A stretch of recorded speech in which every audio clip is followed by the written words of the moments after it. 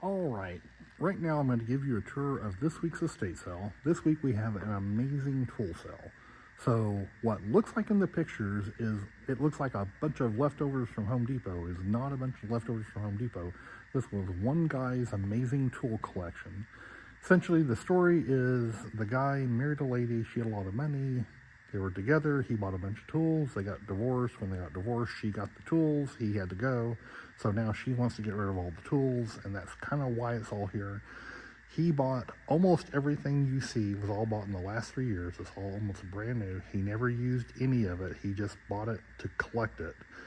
Most of it's never been used. Very little of it ever got any type of usage at all. So most of it's all like brand new collections. He bought an insane amount of Milwaukee pack out. And then when he got bored with the Milwaukee, he went over and started buying DeWalt, started buying Ryobi. So like I said, almost everything you see is going to be less than 3 years old.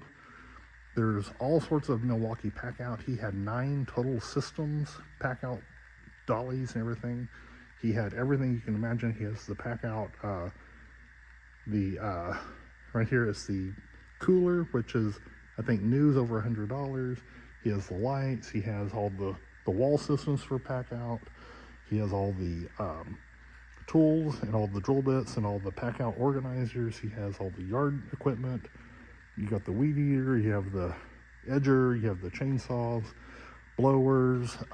He has toolboxes. We have the air compressor. As you can see up here, we have all these pack outs. Most of these have never even been used.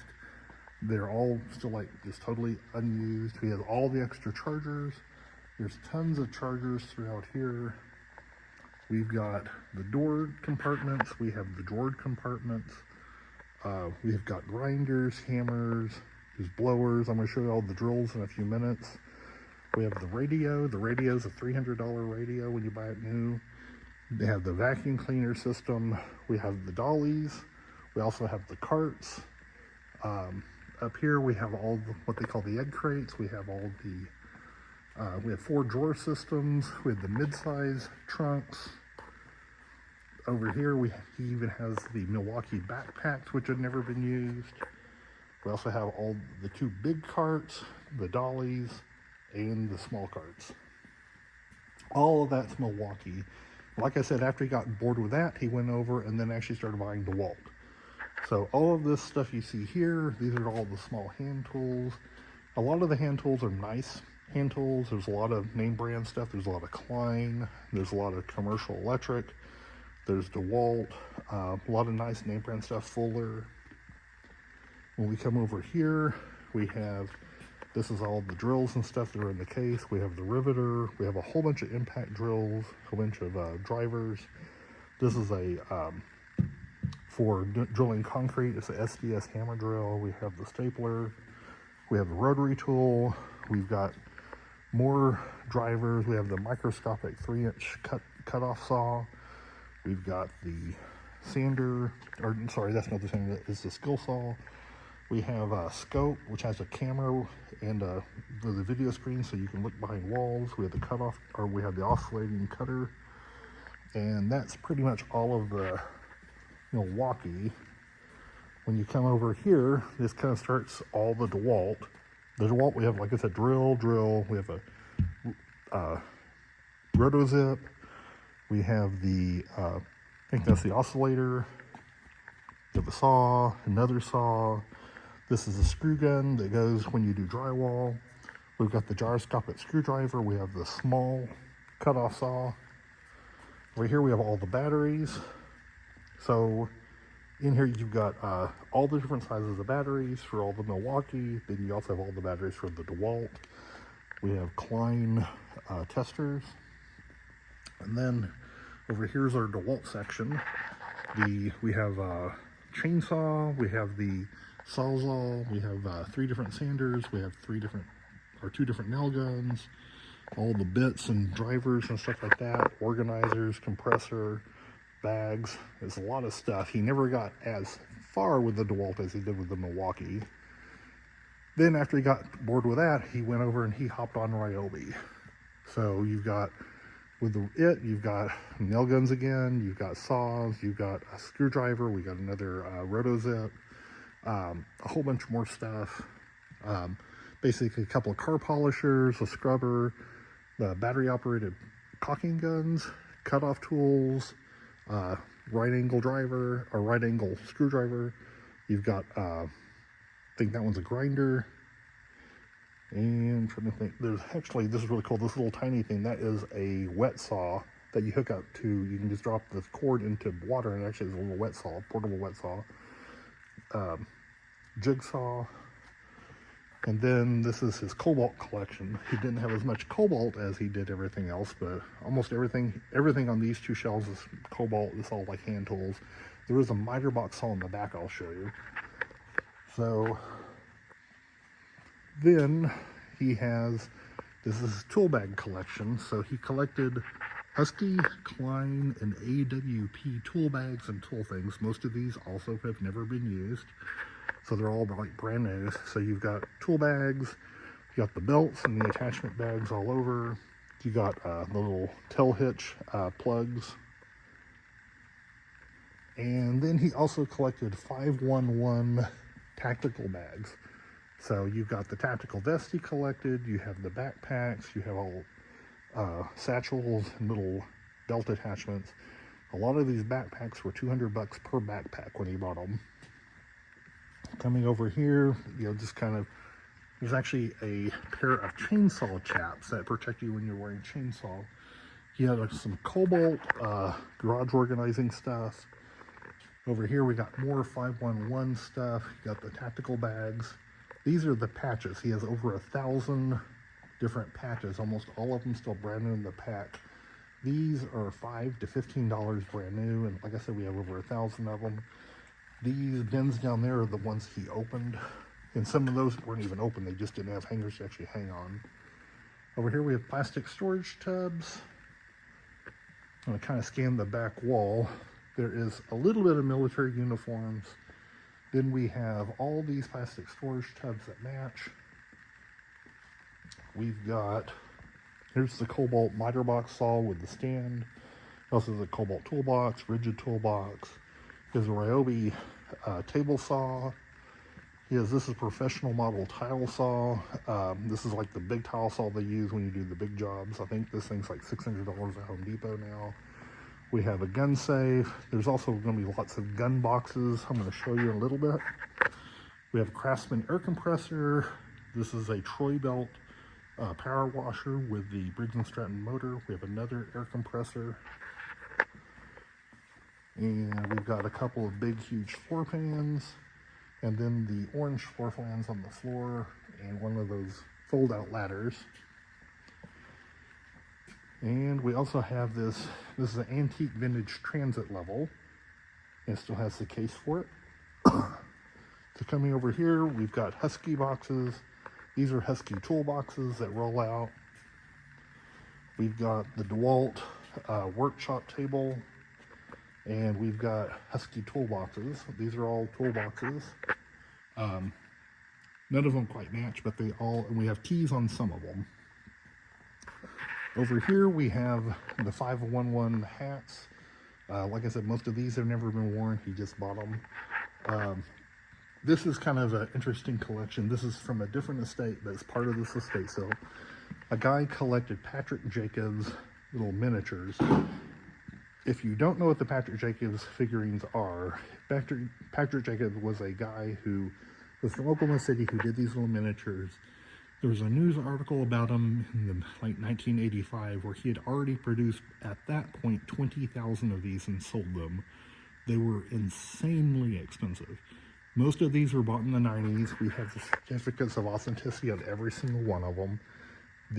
When I say ridiculously expensive, this one set right here was $4,000 for the pair. This little set right here was $900 for the pair. We never found the receipt on the March of Washington. The Gettysburg soldiers, or the Confederate soldiers, they were $1,500 for the set. This set was $8,000 for the set. We still have the receipts on every one of these. Like I said, we also have these certificates. This is a $1,500 set. I think the Pirates were $1,500 new. But we had the New Orleans Jazz Band. We had the Oklahoma City Philharmonic Orchestra, which was $1,500 new. They were really super expensive. We sometimes run into these at estate sales. They don't pop open that often. I have never seen a collection as big or as extensive as this. You know, the most we've ever had at a single sale, I think it's been like 8 or 10. I've never seen a collection this big anywhere in anybody's house. Like I said, it's kind of a weird little Oklahoma collectible that only people who collected art back 30, 40 years ago usually know about, but we've got the books and the paperwork and everything on all of them right up here. And then starting back over here, if you need a vintage, antique, phenomenal Brunswick pool table, this is a gorgeous one from the 1930s. We also have a newer Brunswick pool rack. This is definitely the ultimate guy sale right before Father's Day. So don't forget, great Father's Day gifts. More tactical bags. We're selling these 3 dollies. Over here, this is kind of electronics. Almost everything's, or I should say a lot of it's still brand new in the boxes. We've got cameras, we have Google Nests, we have Bose radios, lots of CDs, DVDs. We've got 2-way radios. We have some antique trains, and we've got these antique farm toys here, and lots more bins of tools. This is one of 5 different Wagner power sprayers that we've got. We have a Makita drill that's older than I am probably, and lots of other bins of tools. We have a Milwaukee dolly, and then down this aisle, we've got, I think it's like 20 or 30 different ratchet sets. We have a lot of small ratchet sets, and we have some big ratchet sets. A lot of them are still brand new in the package, never have been opened. These are Makita impact drivers. Tons and tons of just miscellaneous hand tools. And literally almost every brand you can imagine. Here's the gun boxes. I think there's a couple of small gun safes, socket set, drill bit sets. Scanning over here, die-cast cars and some NASCAR stuff. There's also some nails, screwdrivers, some sprinkler heads, tile, saw. We've got several socket sets, hammers, routers, rotozip, drill press, and a Dremel drill press. If you have a Dremel, you put your Dremel in there and it turns it into a drill press. And we've got extension cords. Now the next, we have some Dremels, car polishers, just miscellaneous hand tools in the tubs. We've got another Wagner paint sprayer, Husky car jack, bunch of levels, and a whole bunch of much older tools. You can tell this was probably the tools he had before he got married, and then once he got access to a lot of money, he just started really going kind of crazy on the tools. We have a chainsaw. I think this is a scroll saw. We have a Craftsman blower, small compressor. We have a bunch of skill saws. There's a flex skill saw. These things are really nice, real expensive. We have Porter cable air tools, lots of nail guns. And let's see, what else to show you? Other kind of miscellaneous stuff. There's some newer electronics, some cameras, GoPros, Nikon cameras, little digital cameras, some Hinkle knives. If we come over here, some watches, little vintage soldiers. We've got some vintage money. I think there's 2 Morgan dollars, some Peace dollars. There are some really huge silver certificates. These are the size that were the size before the current size. These are the really big ones. And then there's some Liberty Head nickels. We have some signed baseballs and some arrowheads. So like I said, it's kind of like the ultimate guy collection. We've got bobbleheads. This is kind of the sports stuff. We have bobbleheads, some sports memorabilia, some baseball cards. These are some more tool chests. A cool little sign about Dad's garage.